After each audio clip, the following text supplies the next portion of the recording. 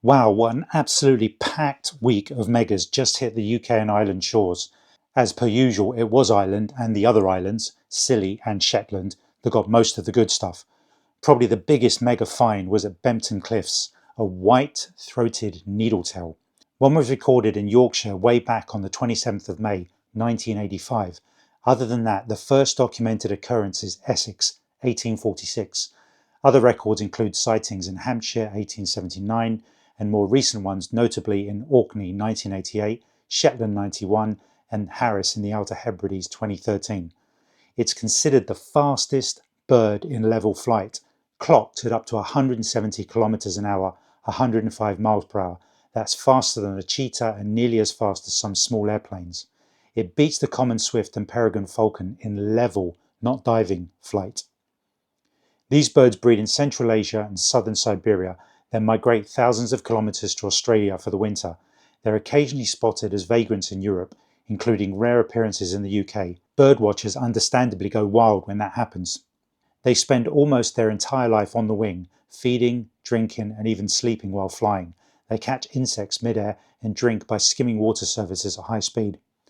White-throated needletails nest in tree hollows, cliffs, and sometimes old woodpecker holes.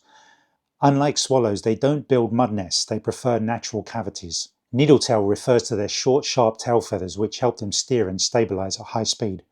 The whitethroat is a small but distinctive patch that contrasts with their dark metallic body.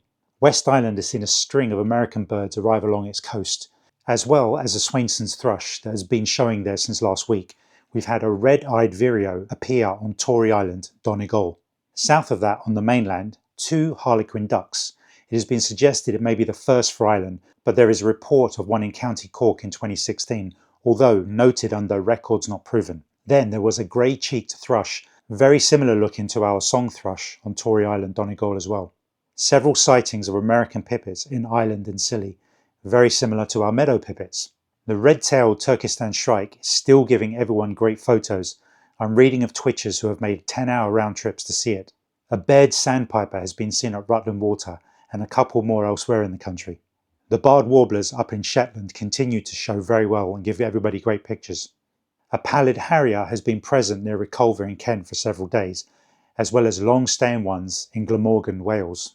A bluethroat has been present at RSPB Otmore for a few days. There's also one up in Shetland. Several common rosefinch sightings across Shetland as well. Basically, Shetland seems to be getting a mix of vagrants from both east and west, including an ortolan bunting, a bird I missed a few times in Lesvos back in May. Then they had a western subalpine warbler. I got the eastern one in Lesvos. The mega Siberian thrush is still thrilling everyone lucky enough to have travelled up there. And a little group of blue-winged teal that are still hanging around nearby. Back to Cork in Ireland, a western Bonelli's warbler. Just along from there, in Waterford, the Isabelline wheatear is showing up again.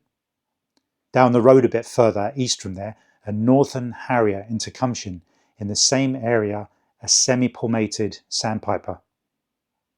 Over the water to St David's, Pembrokeshire, a brown shrike showed up. The long-staying western sandpiper is still at Maidens, Ayrshire. A Richard's cackling goose is hanging out with a flock of barnacle geese in the Outer Hebrides. Short-eared owl sightings are starting to grow, Chiswick, Kent, and an undisclosed location in Essex. The Walberswick sitting cisticolas are showing well again. At least two have been spotted in the area they bred. Also up that way, near Great Yarmouth, a juvenile red-footed falcon put in a couple of appearances. A brief appearance of a red-backed shrike, the Turkestan shrike, was on Tory Island, Donegal. Turtle doves, Tipperary Island, and Cornwall has had multiple sightings of them. As well as a snow bunting that's been present at Minnis Bay, Kent for several days, there's also been one with the sitting cisticola in Walberswick. There are two lesser yellowleg locations close to each other, Teton Maxey Pits, Cambridgeshire, and South Wootton, Norfolk. Glossy ibis numbers are still right up there, even though the influx was over a month ago. The greater short-toed lark is still showing well in Snettisham. The Ross's goose in Lancashire that showed up late last week at the Crosslands Outer Marsh, origin still unknown, whether it's truly wild or an escapee. Now on the 7th of October, a mourning dove appeared at St Agnes, Scilly, another mega highlight. Early reports suggest it's a first for Scilly, but not for the UK. The first official British recorded mourning dove accepted for the British list was the first winter individual at Kerinish, North Ulst, Outer Hebrides. Photograph 13 to 15 November 1999. There is an earlier record from 31st of October 1989 on the Calf of Man, Isle of Man, of a first winter mourning dove, but Isle of Man records do not form part of the British list. Midweek, Scilly was the centre of some amazing action. Several sightings of an American pipit, a hoopoe, red-breasted flycatcher, and spotted flycatcher, little bunting, rosy starling, and wryneck. Now some news from around the world. Australia's vanishing hunter. High above northern Australia's forests soars one of the country's rarest predators, the red goshawk. It's a fierce copper-feathered raptor that ambushes parrots and lorikeets in mid-flight, but these days it's vanishing fast. Over the past century, this species has lost more than a third of its range and now is endangered, possibly gone from much of eastern Australia. Habitat clearing, hotter bushfires and climate change have pushed it to the edges of survival. Yet there's hope. On Tiwi Island, Indigenous rangers are working with scientists to protect nesting sites, and just this year a red goshawk was spotted in central Australia, the first sighting there in 30 years. Meanwhile, in Florida, a grey gull, normally found along the Atacama Desert coast of Chile and Peru, has been hanging around the shore. This isn't just a rare bird for Florida, it's one of the few ever recorded in the entire United States. What's fascinating is that grey gulls actually breed deep inland in desert salt flats, then commute over 50 miles to feed at the ocean.